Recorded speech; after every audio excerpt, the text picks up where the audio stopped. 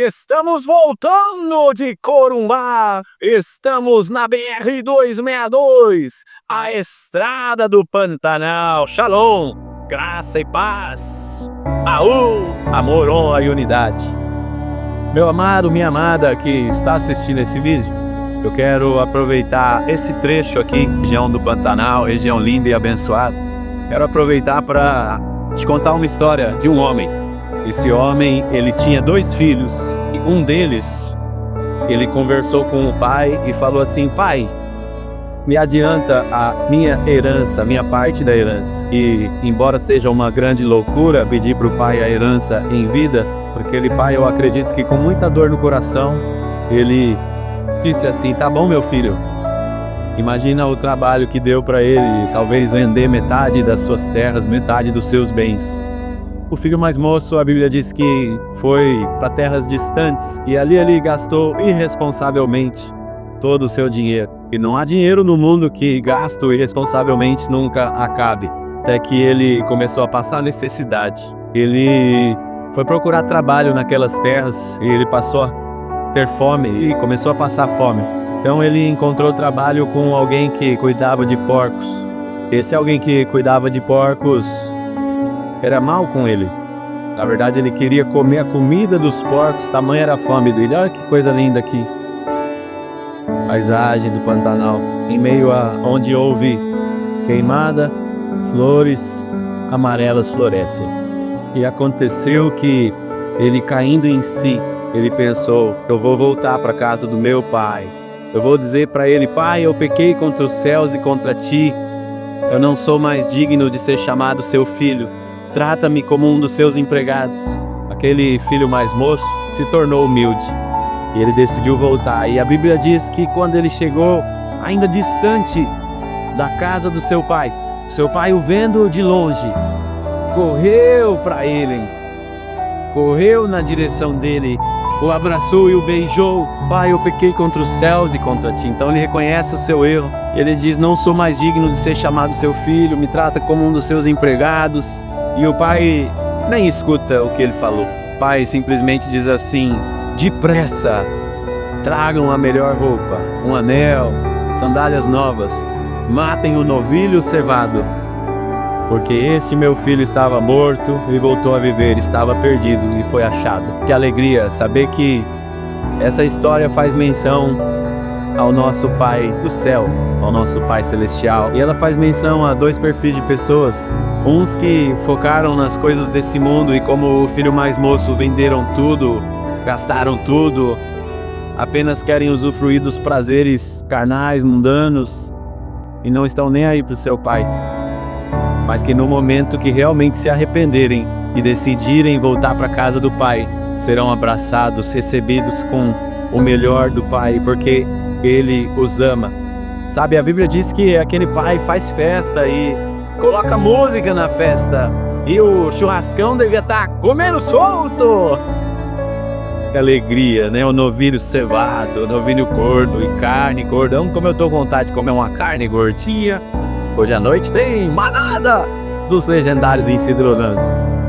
Mas quando o filho mais velho chega e escuta a música, a festa toda, sente o cheiro do churrasco do novilho cevado.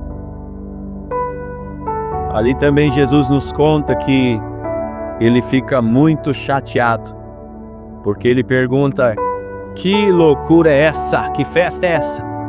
Ele tinha chego do campo, do trabalho, e o funcionário responde para ele: olha, o seu irmão mais novo voltou, e seu pai está celebrando e mandou matar o novilho cevado, porque recebemos ele de volta são e salvo.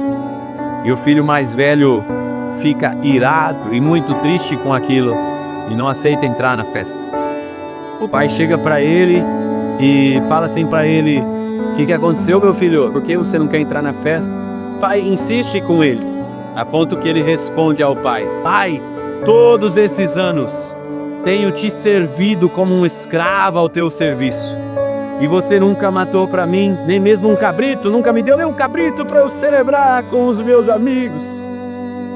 Agora vem esse teu filho aí, que gastou tudo com as prostitutas, e você mata o novilho gordo e faz festa para ele?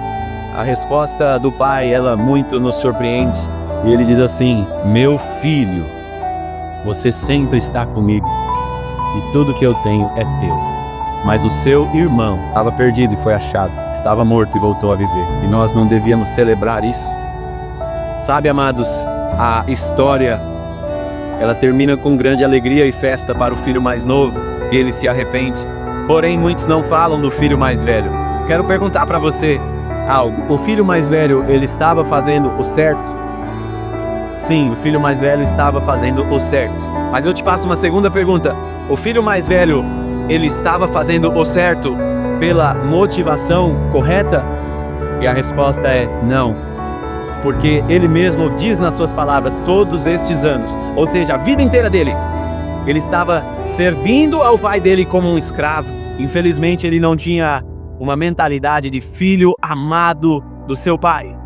Infelizmente, ele não entendeu que tudo que o pai tinha era também dele. Infelizmente, ele não tinha entendido ainda o evangelho da graça de Deus. Nessa tarde eu quero anunciar para você o evangelho da graça de Deus. O evangelho pelo qual o Senhor Jesus morreu por você na cruz. Ele sim não tinha pecado, ele sim tinha a perfeita identidade de filho, ele é o próprio Deus, mas ele decide morrer por você na cruz. Ele a quem nós chamamos nosso Salvador, ele a quem nós chamamos nosso Senhor, Jesus Cristo, a quem os legendários nós chamamos o legendário número 1, ele a quem nós amamos, por ele nós entregamos nossa vida. E às vezes você ainda está como o filho mais velho, fazendo a coisa certa pela motivação errada, tentando conquistar do seu pai o amor dele, quando ele já te ama, ele te ama pelo que você é, porque você é filho. Se você recebeu Jesus, se você recebeu o sacrifício dele, a Bíblia diz lá em João 1, deu-lhes o poder de serem feitos filhos de Deus, que não nasceram pela vontade do homem, mas de Deus, aos que creram em Jesus. Então você é feito filho. Sabe, chegou o momento de você entrar na festa, de você celebrar, de você parar de se preocupar com o seu irmão, porque ele está sendo melhor tratado com você, porque não é merecimento humano, é o que Cristo fez na cruz. Efésios capítulo 2, o versículo 8 ao 10 diz assim: porque vocês são salvos pela graça de Deus, através da fé, e isto não vem de vocês, é dom de Deus, não por obras, para que ninguém se orgulhe. O versículo 10, tão importante e pertinente, muita gente omite ele. Ele diz assim: mas vocês são criação de Deus, realizada em Cristo Jesus, para a prática de boas obras, as quais Deus preparou de antemão lá atrás para vocês as praticarem. O evangelho da graça de Deus, ele é simples.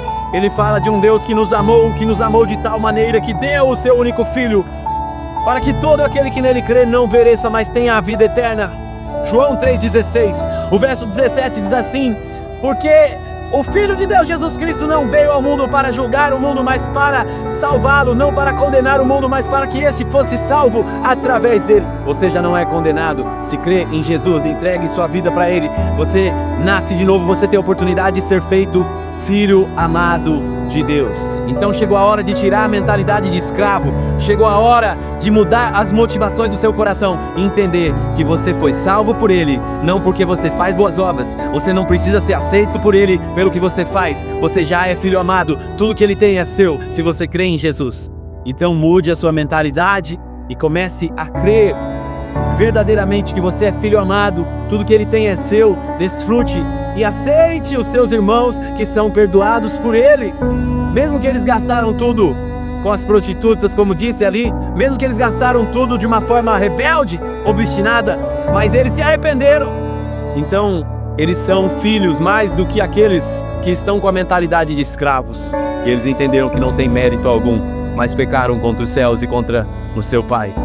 A Bíblia diz, para concluir, João 10:10, o ladrão vem apenas para matar, roubar e destruir. Mas Jesus, ele diz: eu vim para que tenham vida e a tenham plenamente, vida abundante.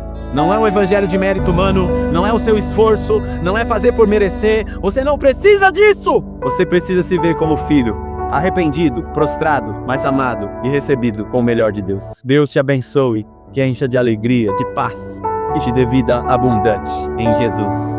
Au!